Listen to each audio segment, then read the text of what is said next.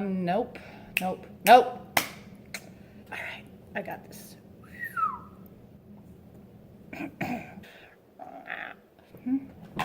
Whoa! Hey guys, it's Kristen, and today I am coming to you with another article from my blog and also with a challenge for you. I am a mother of 3, a wife of 1, and during the summers I am an EFY teacher, and I blog over at 30percentbetter.com. So that intro is harder than you think. I have to remember 4 things to say all at once. So today the article I want to share with you is 3 simple steps to get answers to prayer from General Conference. Now, General Conference is coming up in a little more than 2 weeks. And so I wanted to share with you an experience that I had and how you can use the same method I've been using for 16 years to get answers to your prayers during General Conference. So first of all, a little story. When I was a junior, I was at BYU, and I was taking a religion class at BYU, some of the best classes I took in college. And this class was from Sister Woodger. Sister Woodger, if you're still teaching there, you are awesome. This class changed my life. And Sister Woodger gave all of her students a challenge. And the challenge was that in the weeks leading up to General Conference, we were supposed to pray. And not just any prayer. We were supposed to pray with a specific question in mind. And we were to pray to receive an answer to that question during General Conference, to pray for the speakers to be able to say something that would inspire us and for us to be able to hear something that would answer that question. And so during this time in my life, I had one major question on my mind, and that was, how can I be healed? I had, since I turned 13, and at this point I was 20, I guess, I had been suffering with food intolerances. And it had started out relatively mildly. I started to lose the ability to eat some foods, and it just progressed. Like more and more and more foods began to make me feel ill until I was 20, and I was literally eating white rice, plain rice checks, and Grandma Sycamore's white bread, which is delicious, but when that's all you eat, it gets a little old. And if I did eat anything else, I would get extremely ill. And even only eating those foods, I felt sick every single day, but it was worse if I ate other things. So my question was, how can I be healed? It really affected my life in a lot of ways, negative ways, and it was hard for me. And so I wanted to know, how could I be healed? And I had done a lot of things to try and help heal myself. I had gone to 5 million, okay, not 5 million, a lot of different practitioners. I had written in food journals for them. I had taken some medicines. I had gone to holistic practitioners as well. I had taken allergy tests. I had received priesthood blessings that had given me promises and peace and everything, but I was still sick and nothing was changing. And so I approached that General Conference with a little bit of doubt, because I felt like if I had gone with a question about, how can I draw closer to the Lord? Or who am I supposed to be in God's plan? I felt like those were answers that you could probably get at General Conference. But one about healing the physical body, I didn't expect so much. So I went to General Conference, and I actually got to go in person. This was my first time. I was in Utah for the first time during General Conference. And that was a lie. I was there for probably the 6th time during General Conference, because I had been attending BYU. But this was the first time I got to actually go in person. So my roommate and I went, and we were attending the session, and I was so excited to be in the presence of a prophet, but I was really doubting whether an answer would come. And about 3 speakers in, I was thinking, you know what, I'm guessing that my answer is just going to come as a good feeling, that God is going to let me know, I know you, I remember you, you're not forgotten. And that's what I was expecting after those first 3 talks. They were all kind of, focused on the Spirit, which is what General Conference is about. And then the 4th speaker got up, and it was a member of the General Primary Presidency. And some of the first words that came out of her mouth was, I believe in a God of miracles.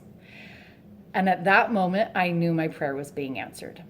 I had stopped believing in a God of miracles. I had little faith that God really was going to heal me, or that miracles really could happen, because that's what it felt like it would take, was a miracle for my body to be able to process food appropriately so I could live just a normal life.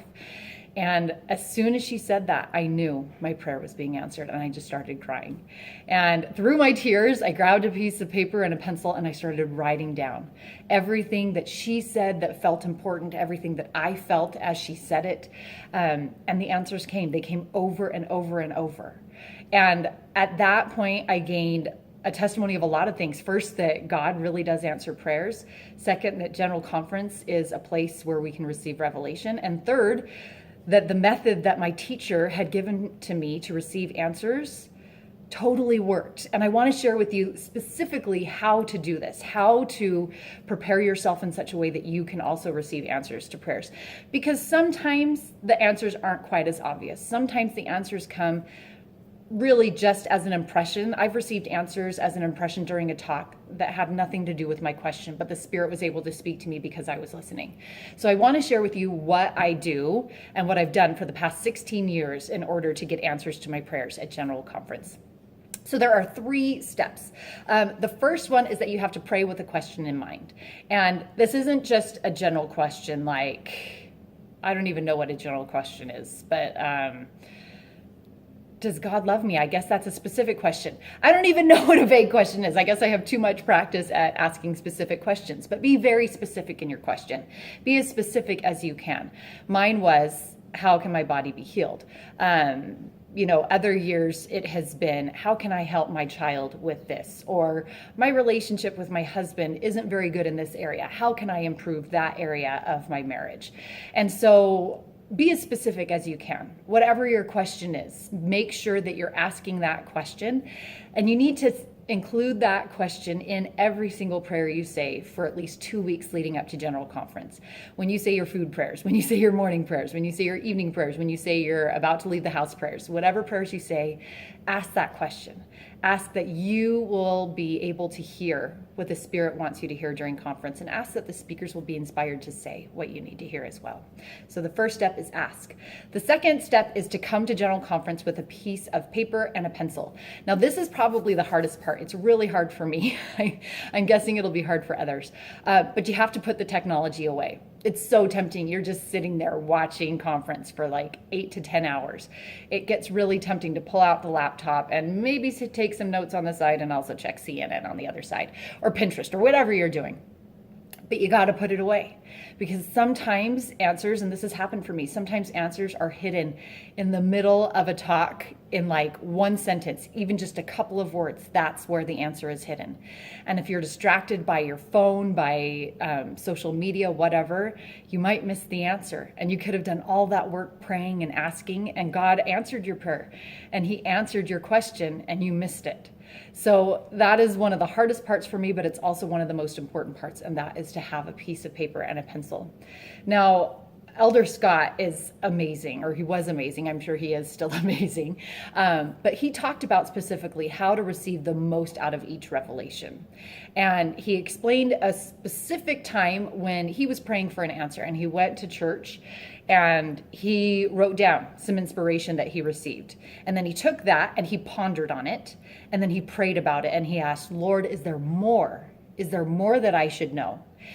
And then he wrote that down again. He wrote what he heard after he had already written down what he had felt the first time. And he repeated that. So he wrote down what he felt and what he heard. He pondered on it. He prayed about it. And he asked if there was more. And then he wrote that down. And he went through that a couple of times. And he said at the very end that he never would have received that last most precious revelation if he hadn't started with the first and then asked for more. So as you're writing down the things that inspire you, make sure you go back and you ponder on those things and you pray about them and ask, Lord, is there more? Is there more that I should be receiving, or more that I should know about this particular revelation or inspiration that I've been given? Okay, so that was number 2. Write it down. The third thing is to listen during each talk and each prayer. You can't expect to find an answer if you don't listen for it. And this kind of relates to what we talked about in number 2. I fall into the habit of really listening to my most favorite speakers, Elder Holland, I'm talking to you. I love Elder Holland. He is my absolute favorite speaker, and often my answers come from him because I just feel inspired by him. But sometimes my answers will come from someone totally unexpected. When I got my answer from a member of the primary general presidency, that was a surprise. Usually they talk about kids, and my question wasn't about kids, but that's where my answer came. So be sure to listen to every single talk, even if it's someone who has a really thick accent, you can't understand what they're saying very well, still listen because your answer could be hidden somewhere inside there. So the 3 things you need to do are to pray with a specific question, bring a paper and a pencil to general conference, and to listen during each talk. And then use what Elder Scott talked about, where he wrote it down, he pondered, he prayed, and then he wrote more that he received. So those are the 3 steps, and it has worked for me. I know it can work for you. And I want to invite you to join me in a 2-week challenge. So 2 weeks to general conference begins on Friday. And sorry, I'm running out of video space. I got to make this fast. I hope you guys will join me in this 2-week challenge that I've created. So it's 2 weeks to general conference, praying with a specific question in mind, and really listening for answers. If you want to join the 2-week challenge, I've created a Facebook group. I'll include the link below. I know we can receive answers, and if you join the group, we'll share our experiences. I'll include some inspirational quotes and some ideas for you. So please join the challenge and go ahead and give this video a thumbs up if you liked it and subscribe, and I will see you guys later. Bye.